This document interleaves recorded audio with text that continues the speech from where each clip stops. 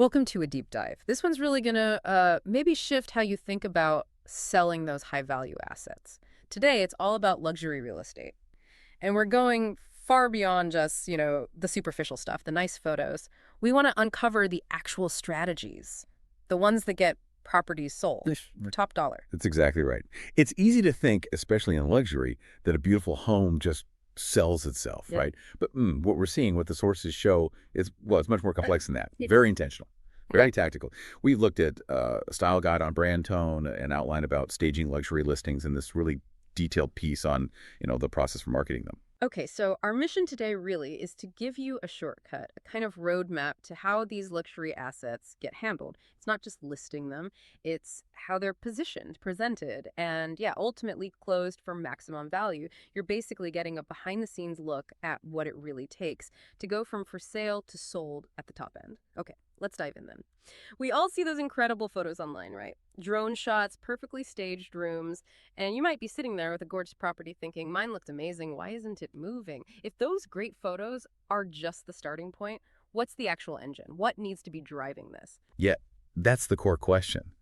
The truth is, a beautiful home that isn't selling, well, it's like having a Ferrari with no engine. Looks fantastic, sure, but it's going nowhere fast.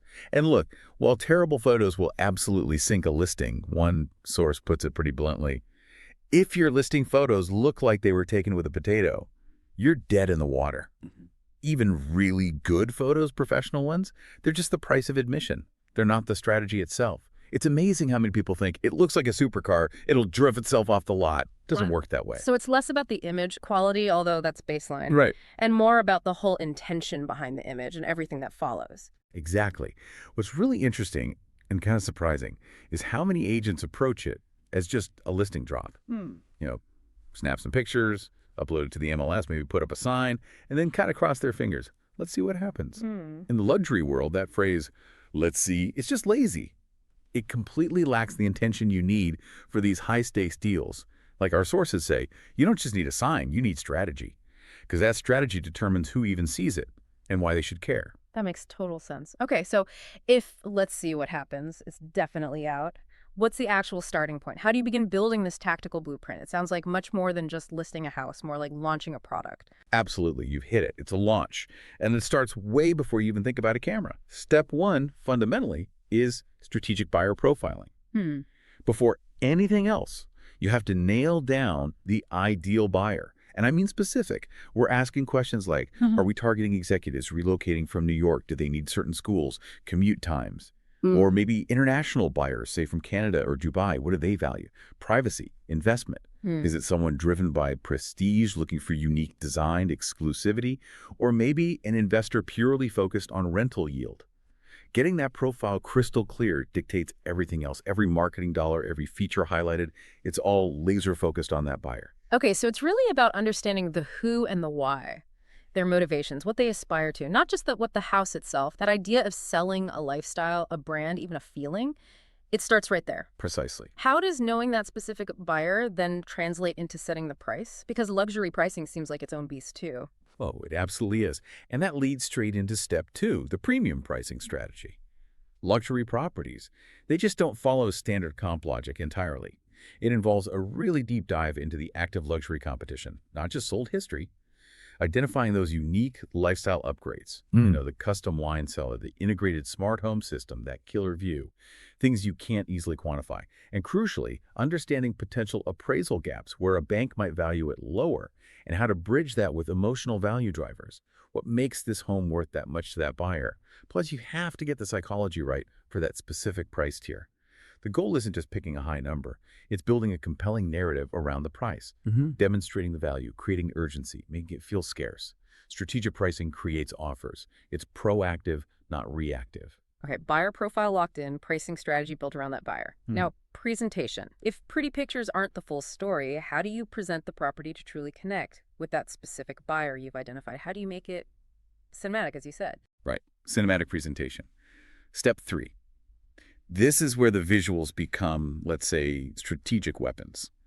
Because you're not just selling square feet, you're selling a dream, a narrative. Your home needs to feel like a feature film, not just a photo album. So this means high-end video walkthroughs, often with carefully chosen music, maybe a subtle voiceover pointing out key lifestyle elements. Impressive drone footage is huge, especially if you have unique features, waterfront, big acreage, a really distinct architectural roofline. It gives context and scale. Virtual twilight shots, those moody evening photos, they create drama, aspiration. But the absolute key here is lifestyle storytelling. It's showing the home in use. People enjoying the pool, cooking in the kitchen, reading by the fireplace, not just empty rooms. Every shot, every clip is purpose-built to trigger an emotional response in that ideal buyer, making them picture their life there. That in-use versus in-view distinction, that really resonates. It's like that saying, nobody's buying the pool, they're buying the feeling the pool gives them. Exactly. How do you practically ensure that cinematic feel translates? Is it specific shots, angles? It's meticulous planning. So in a video, instead of just a slow pan of a room, maybe it's a shot tracking someone walking out to a stunning view with their morning coffee. Or showing friends laughing around the outdoor kitchen area. Feels alive. Drone shots aren't just for pretty landscapes. They show proximity to the beach or the privacy afforded by the surrounding trees. Context. Twilight shots aren't just dark photos. They use lighting strategically to highlight architectural features, landscaping, creating that exclusive, sophisticated vibe perfect for entertaining. Every frame is curated to build that vision, make it feel attainable yet aspirational for the target buyer. Okay, this definitely sounds like a full-blown campaign, not just a listing process. How does all this intention, the buyer profile, the pricing, the cinematic presentation, actually come together to reach those specific buyers and get them interested? It absolutely is a campaign, and the sources really emphasize this. If you want to attract a high-end buyer, you need more than a nice house. You need intention. When a luxury property is ready, we treat it like a launch event. This might involve teaser content, maybe a stunning detail shot or a short video clip released a week before it officially hits the market. Build some buzz. Then, targeted email campaigns go out to curated lists, private buyers, specific investor groups known to like this type of property. We use paid geo-targeting ads really focus hitting affluent zip codes, maybe even internationally depending on the buyer profile. And often there are broker network whispers, letting select, trusted high-end agents know it's coming even before the public launch. Staging, of course, is critical here. It's part of this coordinated assault, making sure the interior lives up to the lifestyle being marketed. Which brings us right to step 4. Multi-channel luxury marketing. We don't just put it on the MLS and hope. We launch targeted campaigns on specific luxury platforms. Think The Real Deal, Mansion Global, James Edition, places where these buyers actually look. We use Instagram, YouTube Reels. Short strategic video hooks. Maybe showcasing that amazing chef's kitchen in action, or that incredible view at sunset. Something scroll-stopping. And, crucially, direct outreach. Leveraging a private Rolodex of luxury buyers and a network of cooperating brokers, it's about creating presence everywhere that matters for that buyer, not just basic visibility. And for some properties, some buyers, maybe the ultimate luxury is privacy, that sense of exclusivity. You nailed it. How does that fit in, making it seem even more desirable because it's not blasted everywhere? Exactly right. That's step 5. Private access strategy, but only when it's the right call. For certain listings, maybe ultra high-end or celebrity-owned, the best play is quiet confidence. This could mean previews only after signing an NDA, private showings strictly by invitation, or maybe exposing it off-market first only to very specific investment groups, known relocation specialists, or top buyer agents. It boosts that exclusivity factor, creates a sense of privilege, and strategically, it prevents a unique property from getting stale if it sits on the open market too long. It goes back to that core idea. You can't attract a $5 buyer with $500 marketing. Yeah. This whole comprehensive layered approach, that's the investment required. Wow, okay. It's incredibly detailed. So for the seller, what does this feel like? It sounds very managed, like every step is part of a bigger plan, a full concierge execution, taking the stress off them. That's exactly the goal. A strategic closer isn't just listing a property. They're orchestrating the entire process, leveraging every element, the staging, the timing of the launch, the strategic positioning to build momentum before it even hits the market, and then carrying that energy through to the close. It really is full concierge execution.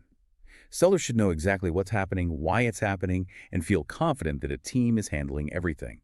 From coordinating minor repairs or staging tweaks to managing the photography and videography, handling legal prep, everything. The mindset has to be, like one source said, I don't babysit listings. I make deals happen. It's about proactive management. That confidence comes through. It's not guesswork. Yeah. It's, like you said before, this blend of math, psychology, and careful negotiation timing.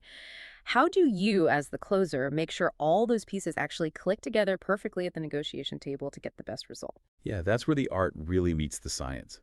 It all culminates in step 6, smart negotiation and closing. Hmm. First, meticulous pre-qualification. Before anyone gets a serious showing, we ensure they're genuinely capable of purchasing. No wasted time. Then, when offers come in, it's not just about the highest number. It's structuring the terms' timelines, contingencies to be most favorable for the seller. We try to minimize friction by having everything ready, upfront disclosures, potential inspection reports, legal documents prepared, anticipate the roadblocks. And finally, closing with that same concierge service, managing the process smoothly from offer acceptance right through to handing over the keys. It's about delivering results with, as one source put it, Marine Corps discipline, but with luxury-level care. Every detail covered to maximize value and minimize hassle for the seller. Hearing this whole meticulous process laid out, I'm really curious about a real-world example. Do you have a story that kind of brings this blueprint to life, shows the difference it makes? I do, actually. A really clear one. I took over a listing once from a very nice agent, genuinely a sweet guy. But the property, beautiful place, had been stuck on the market for 147 days. Wow. Yeah. 147 days was a classic case of, great house, decent photos, but just sitting there, relying on looks, not strategy.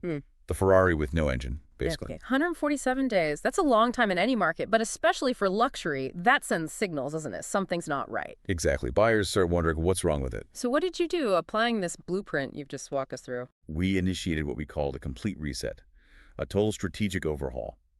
We repositioned it, changed the story, targeted a slightly different, more precise buyer profile we identified.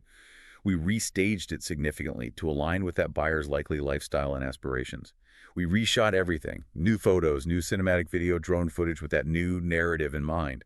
We remarketed it using that multi-channel targeted luxury campaign approach, and then we relaunched it, treated it like a brand new, exciting opportunity. It wasn't just a cosmetic touch-up. It was a fundamental shift in strategy, presentation, and positioning. Every piece reevaluated through that tactical lens. Okay, the moment of truth.